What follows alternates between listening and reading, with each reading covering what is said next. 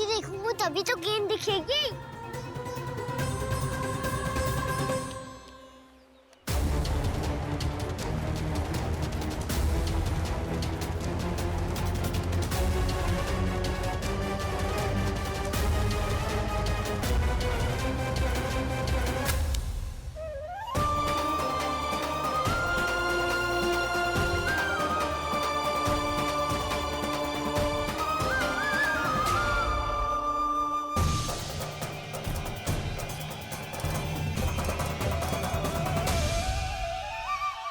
यहाँ से तो दिख ही ना रही। सुबह मैंने वहीं से फेंकी थी ना? ना वहाँ से फेंकी थी। कहाँ से? देखा ना वहाँ से। समझ ना आ रहा, ठीक ठीक बताना कहाँ से फेंकी थी?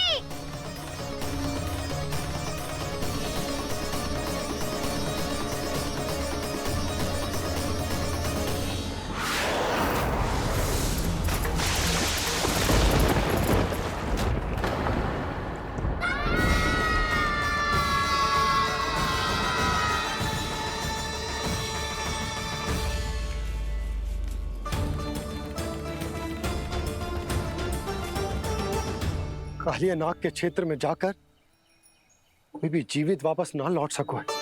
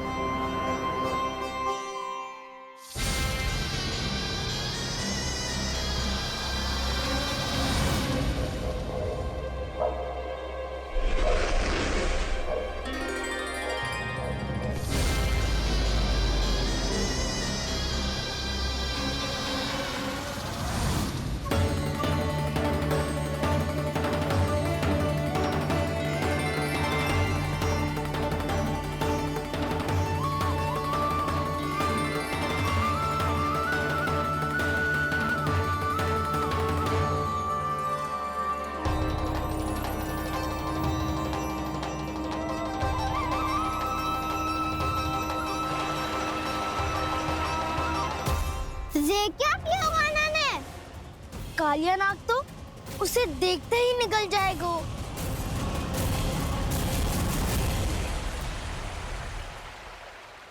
तो आरंभ से अब तक सब कुछ उसकी लीला का ही भाग था।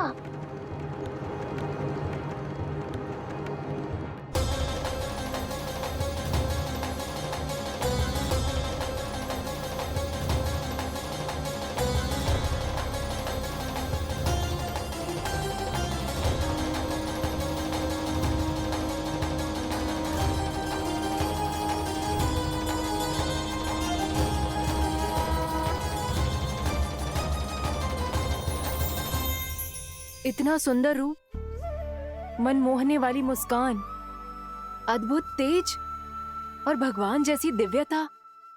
कौन हो तुम?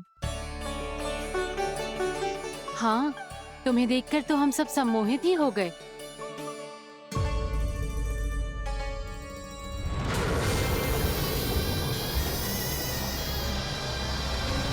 तुम जो भी हो बालक, वापस लौट जाओ। हमारा हृदय तुम्हें ही देखते रहना चाहता है, किंतु यदि हमारे पति जाग गए तो तुम्हें अवश्य हानि पहुंचाएंगे। ये बहुत विषैले है बालक, कालकोट जैसे भयानक। इनके विष से तुम नहीं बच सकोगे। नंदराज, कालिया नाग के विष का प्रभाव बढ़ते ही जा रहा है। पहले 8 कोस तक उसके विष का प्रभाव था, अब तो 1 योजन से अधिक क्षेत्र में फैलो है। जल पीने के प्रयास से अनेक पशु मारे गए हैं और नदी के निकट के वृक्ष और वनस्पति सब नष्ट होने लगे।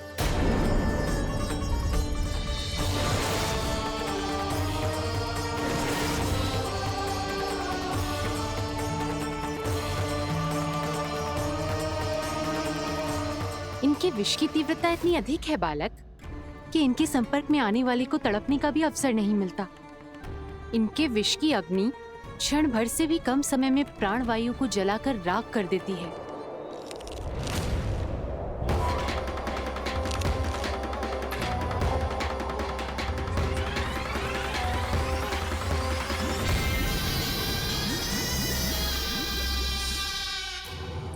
तब तो समस्या और भी गंभीर हो जाएगी। मैंने तो सुनो है कि कालियानाग कम से कम 2 योजन लंबा है, सैकड़ों फन है उसके।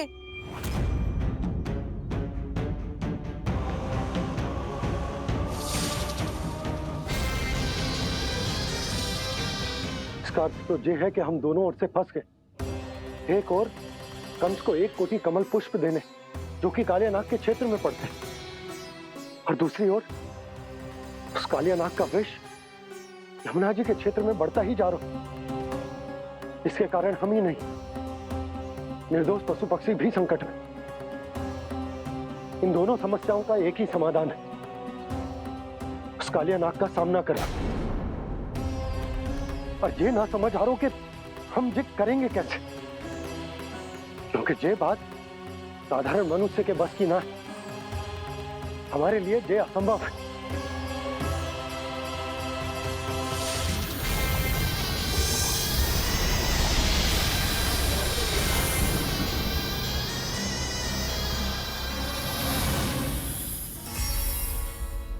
अब तो तुमने अपनी आंखों से भी देख लिया बालक, ये कितने विषैले हैं। नींद में भी विष उगलते हैं। इससे पहले कि तुम्हें कुछ हो जाए, चले जाओ यहाँ से, मान लो हमारी बात। आप सब मुझे जानती भी नहीं और फिर भी मेरी इतनी चिंता कर रही हैं आप। माँ की ममता भेदभाव नहीं जानती। तुम भी किसी के पुत्र हो और हम सब भी माँ हैं। एक माँ को हर बालक में अपनी ही संतान दिखाई देती है, इसलिए हम तुमसे विनती करते हैं, वापस चले जाओ, बचा लो अपने प्राण। मेरी चिंता मत कीजिए, मुझे कुछ नहीं होगा। होगा, अनर्थ होगा यदि ये उठ गए तो।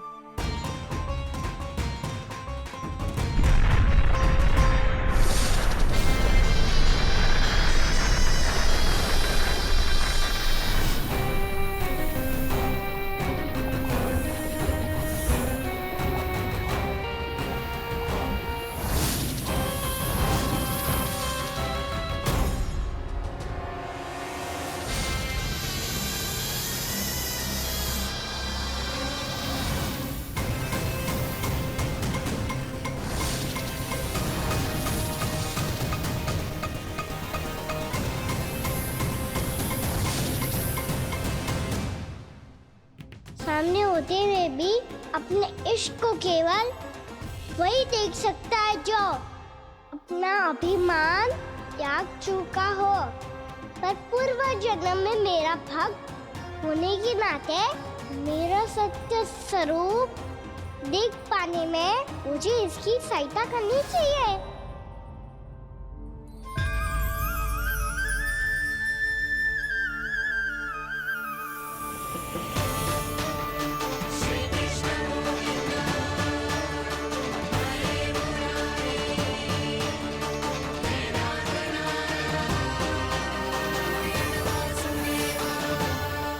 देखो हमारा छोटा सा कान्हा कैसे डट के खड़ा हुआ है, इतने विशालकाय, इतने महाभयंकर सबके सामने।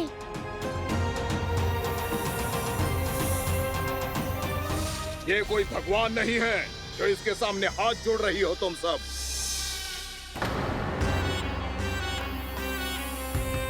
एक सामान्य साधारण बालक है ये, जो ये तक नहीं जानता कि इसके सामने है इसका काल, कालिया।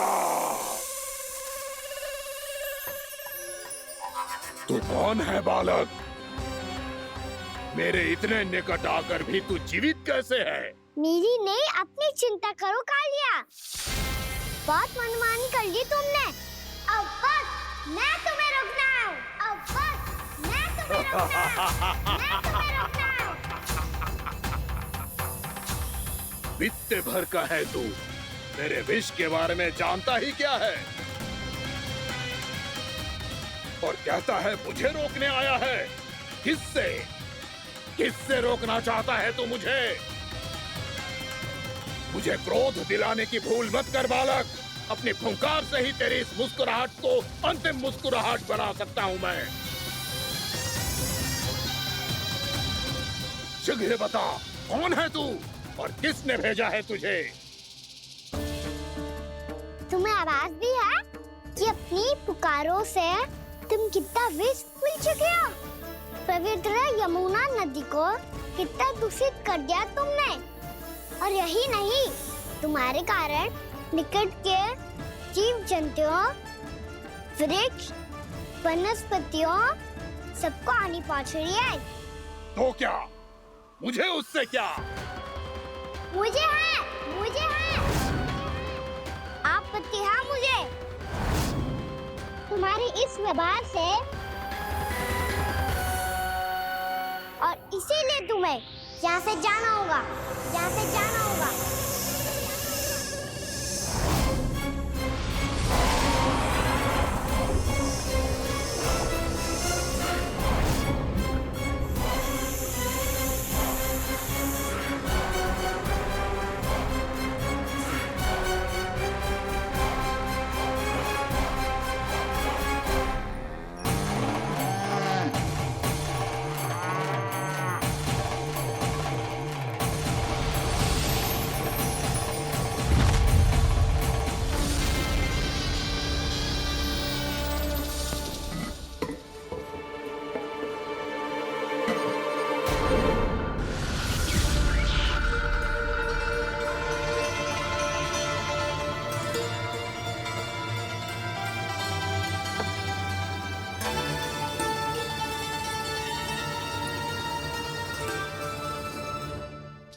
मुझे आदेश देने का साहस भी कैसे किया तूने? इस क्षेत्र को मैंने अपना राज्य बनाया है। मेरा परिवार रहता है यहाँ,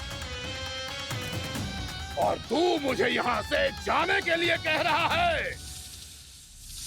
हाँ, क्योंकि तुम्हारे यहाँ रहने के कारण अन्य जीवों को हानि हो रही है, और मैं ऐसा नहीं होने दे सकता। मैं तो बस वही कर रहा हूँ जो एक सर्प का स्वभाव है। विष फैलाना स्वाभाविक है मेरे लिए। इसलिए मुझे चुनौती मत दे बालक। चुनौती तो मैं दे चुका हूँ कालिया। अब तो बस तुम्हें स्वीकार करनी है।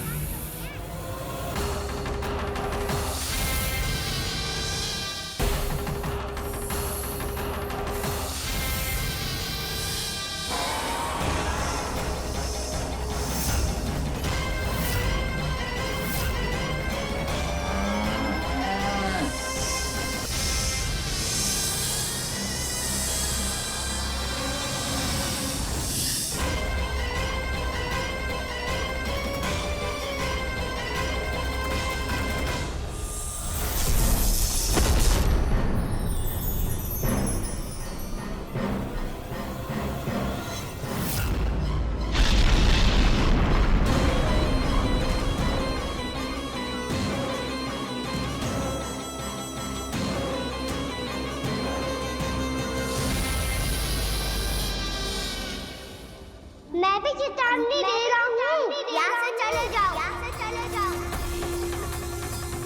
अपनी भूल को पहचानो कालिया। तुम जो कर रहे हो अनुचित है।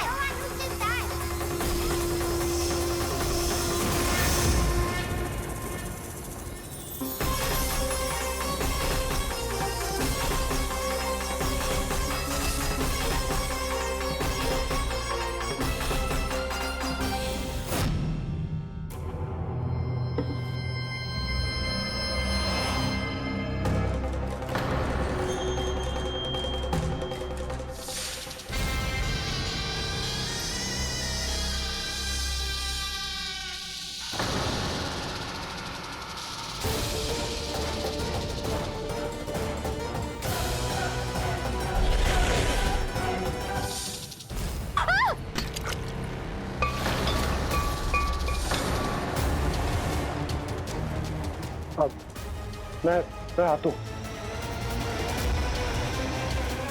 क्या हो गया सुधा? मुझे आवाज हो रहा है जी, कछु ना कछु गड़बड़ है। यशोदा, जो समस्या हमारे सामने है, हम सभी उसका समाधान खोजने में जुटे। तो तुम विश्वास करो, मैं कोई ना कोई समाधान अवश्य ढूंढ लूंगा। हम कैसे भी करके वो कमल के पुष्प उस कंस तक पहुंचा देंगे। नाना, समस्या उससे कहीं अधिक है, उससे कहीं अधिक बड़ी, उससे कहीं अधिक भयानक है। विस्की ये बूंद से ही सबके प्राण चले जाते हैं। इसने तो विस्की धारियां फेंकी है खाना पे। कान्हा कैसे बच्चे को अधिक विष से? इसका विष तो क्या, ये सर स्वयं भी छू तक नहीं पाएगा हमारे कान्हा को।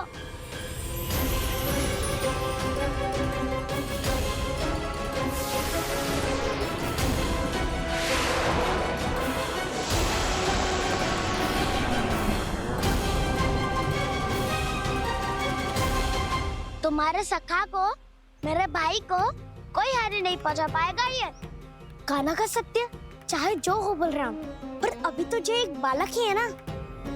देखो कैसे विष के कारण स्थिर हो गया है।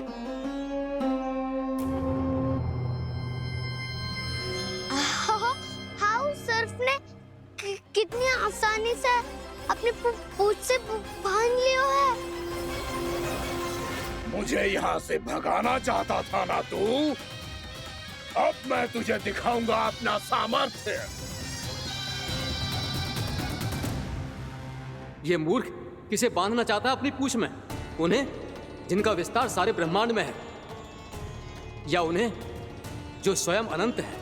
पर देवराज, प्रभु ऐसा करने ही क्यों दे रहे हैं कालिया को? आप सब भूल रहे हैं देवगण।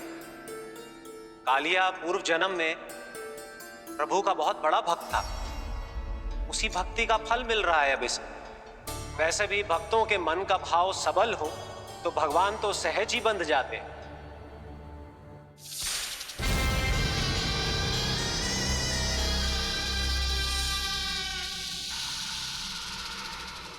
बलराम, तुमने ही तो कही थी कान्हा को कछु ना होगो।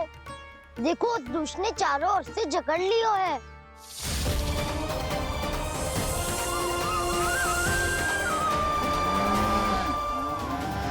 ये क्या कह रही हो तुम? जसोदा जी, क्या हुआ? घबरा क्यों रही हो आप? सुलक्षणा, मुझे आभास हो रहा है कुछ बहुत बड़ी अनहोनी हो गई है। नंदराज, नंदराज, नंदराज!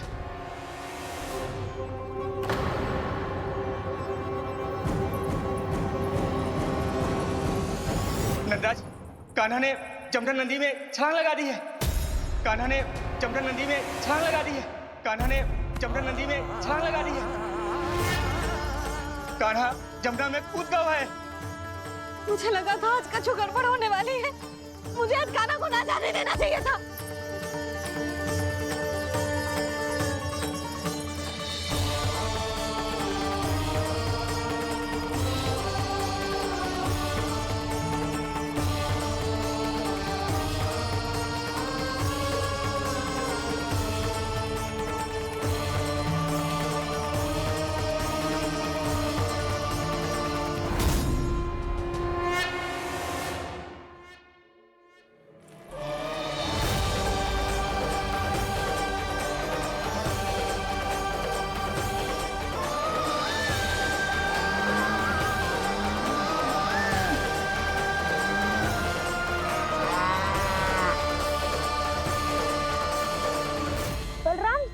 करो ना।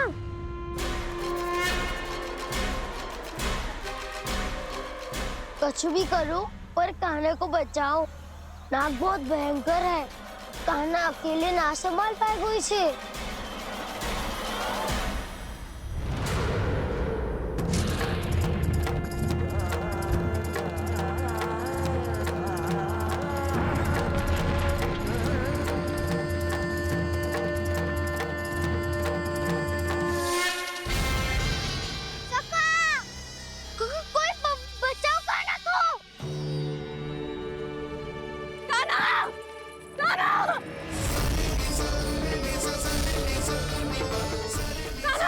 यशोदा, यशोदा रुको।